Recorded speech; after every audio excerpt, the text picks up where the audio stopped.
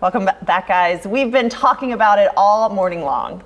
Girl math. What is it? How can you kind of turn it into good money management tips? It's a viral trend right now on social media. Millions of hits that people are talking about this. There's also a video that can explain it way better than we can.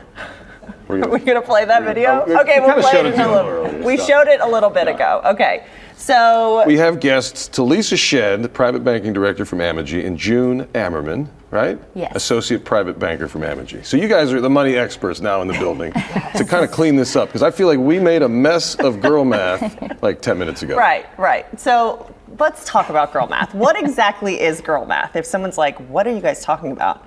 What is it?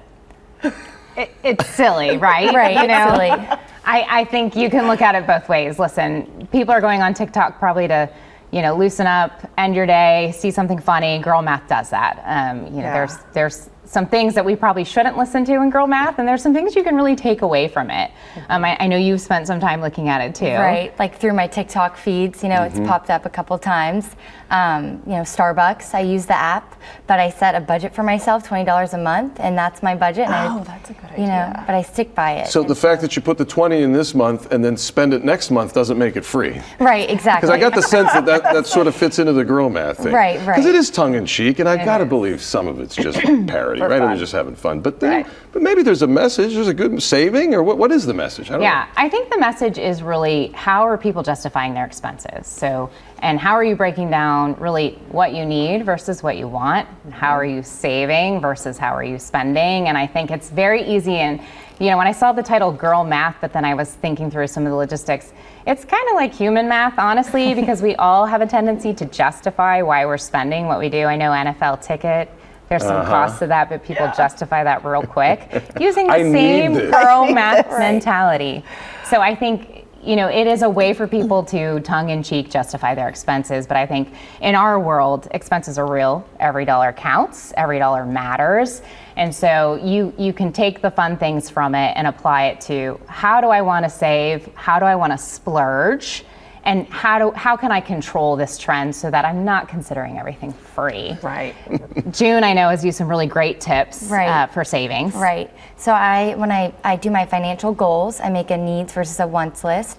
And so, for example, I just moved into my house and I wanted new bedding, but I needed a new dish set. So I kind of prioritize my needs, and then later on I purchase what I want once I build up those savings. You mean you don't eat over the sink? Right, exactly. Like when we get home, kids, eat. Okay, yeah, like moms up your pace, just eat the leftovers. Exactly. No, that's true. You have to make a list. What do you need? I tell my kids this all the time. You don't need that $100 hoodie. You don't need it. You want it. You need clothing. You don't need that particular one. Right, exactly. So that's a good start. A list. What other kinds of ideas should we take away from this? So I use technology as my advantage. So through my Amegy online banking account, I have automatic deposits into my savings account each month. So I don't really see that money. It's like peace of mind. It's gone for the month, and then over time it just builds up. So it's a good way to just save your savings. I think that's a lot of us is what we do. If we don't see it, don't think about it, it's going to a place where I know it's growing, but if I see it or have access to it, I'm like, I can, tap into this. Well, it's like that philosophy, pay yourself first. You save for yourself first, because you can always spend. Right. It's like I can always spend on myself, but to really take care of myself, my future needs, and to make sure I'm doing that first with automatic savings, that seems like a really good idea. Yeah. Telisa, what are the risks of following this trend, right? And really believing all of the things that she said, if you preload your Starbucks card, it's free. If it's under $5, it's free. Kind of like having that mentality. What are the big risks of that? I think the big risks is this whole concept of free. There is no such thing as free. You've heard that saying, there's no such thing as a free lunch. But I think what you can use from it, again, you have to remember every dollar counts. So when you're looking at that $5 cup of coffee, if you're doing that every work day and you're going to work every week, before you know it, you're spending over $1,000 a year on coffee. Does that make sense to you? Do you fundamentally want to do that? So what are the technologies you can use to help limit some of that frivolous spending? So you need to be cognizant of it. But I think also the concept of free money, again, it's not really there, but there are things that consumers can use and have access to. For example, at Amegy, we have a whole set of credit cards For every dollar you spend, you get a reward point. You can redeem those reward points to clear actual charges on your statement. So think through your wants and your needs.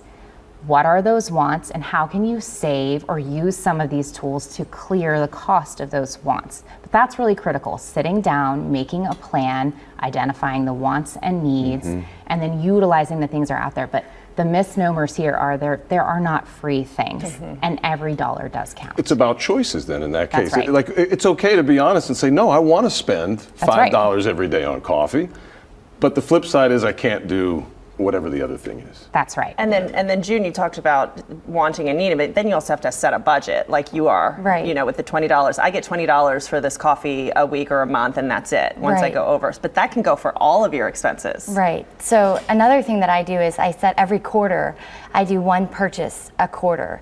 And so that helps me, you know, manage my splurge spending and just help my budget and things that I want. It's so hard to follow that budget sometimes. Sometimes it's tough. Yeah, Got to be tough because finances emotions are a huge part of finances. Yes, they are. Got to Yes. get those in check. Have you guys ever put girl math to To work use? in your own lives? I mean, is it like, or maybe I should rephrase it, like, what's your guilty spending thing? I will say the one thing I do like about girl math, and depending on which, you can go down a rabbit hole watching girl math videos. Right. Yes.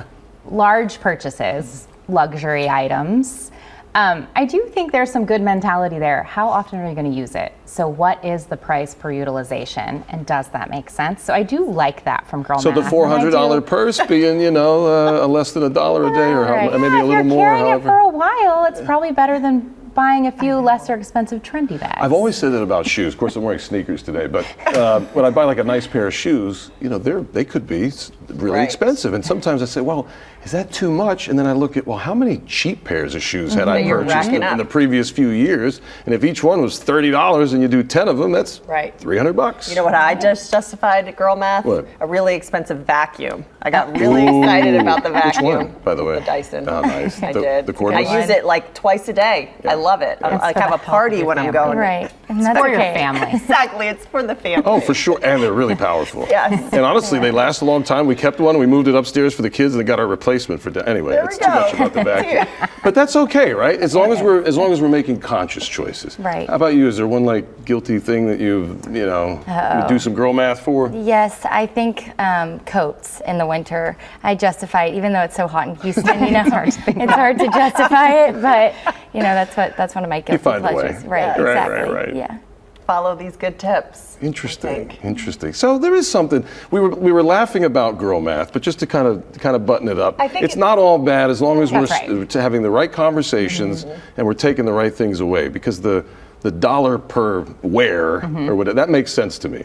Yes. How much does something? How many cost per use? As you Yes. put that does Right. make a lot of sense. And I think it's also exciting to just hear females talking more just about their money and how they're saving. Yes, we want them to joke about some of the funny things they're justifying, but also have really good, strong spending habits and savings habits. So we need to flip. We need to do like the guy math, and I'll go down the other one, which is like I got an NFL ticket. I got all the other, that's right? what I was kind of saying. It Right? feels like brand people new math. wheels, brand new, Let's- whatever for don't my get truck, me right? started, right. Yeah, exactly. Oh my goodness. June, Telisa, thank you so much for Thank you. joining Thank us. you. It was Thank a you. pleasure. Yeah, a lot of fun. Appreciate it. Human math. Human math. There we go. We stand Exactly. corrected.